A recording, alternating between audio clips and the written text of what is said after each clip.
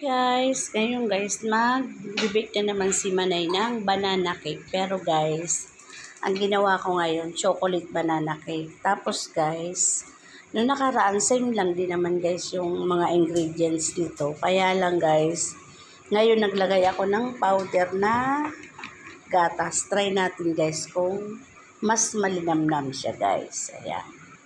Tapos guys, ang gagawin ko dito, sa ibabaw na lang din yung chocolate chips.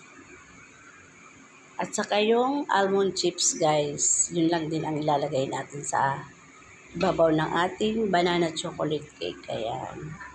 Ito na siya guys. Tinanggal ko muna yung kalat sa aking lamesa. Naglinis muna ako.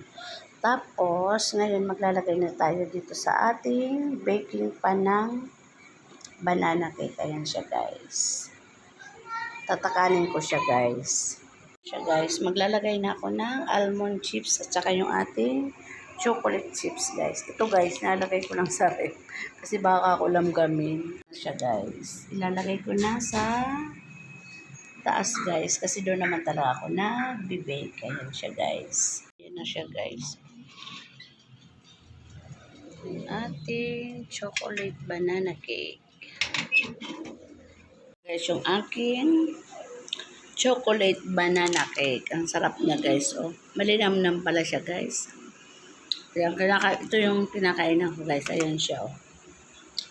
Ito guys, yung huling sinalang ko. Kumain kasi ako. Ang tanghalian. Medyo nasunog siya guys. Ayan. Ayan, bye guys. Thank you. God bless.